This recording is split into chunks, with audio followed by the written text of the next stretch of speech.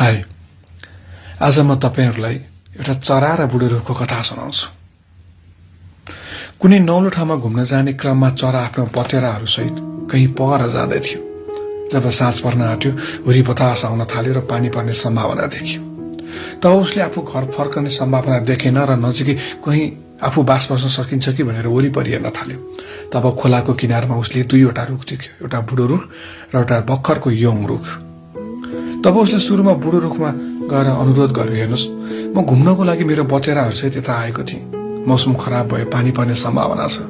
यदि तपाईँ अनुमति दिनुहुन्छ भने म तपाईको रुखको कुनै हाँगामा एउटा गुड बनाएर मेरो बचेराहरूलाई आजको रात म यहाँ बास राख्न चाहन्छु। के तपाईँ अनुमति दिनुहुन्छ? तब बुढो रुखले भनेछ, म तिमीलाई मेरो हाँगामा बास बस्न अनुमति दिन सक्दिन। तिमी अन्तै जानु, अन्तै बास खोज्नु।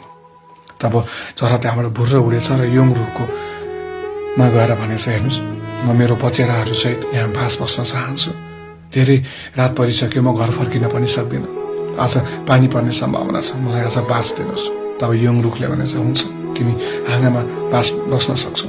तब माउ चराले केही छिर्काहरू बुनेर त्यहाँ सानो गुड बनाएछ र त्यहाँ बास बसेछ। राति बेसगरी पानी पर्यो, बाढी आयो। जब बिहानी भयो, त्यो बाढी ठेक्न नसकेर बुढो रुख बिस्तारै खोलामा बग्दै गरेको देखेपछि चराले भनेछ, तिमीले हिजो मैले बास माग्दाखेरि बास दिएकी थिएनौ। आज त्यसैको श्रापले तिमीलाई बगाएर लाँदैछ। तिम्रो अस्तित्व मेटिँदैछ, तिमी ढल्दैछौ। तिमीले हिजो मलाई बास दिएको भए सायद यस्तो हुँदैन थियो। सायद भगवानले पनि तिमीलाई श्राप दिएको हुँदो।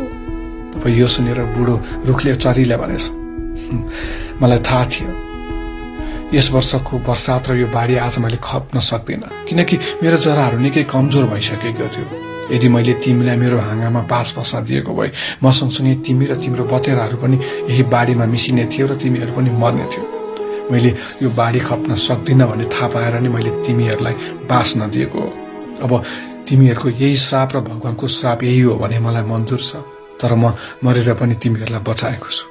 यो सुनेर चरी निशब्द हुन्छ।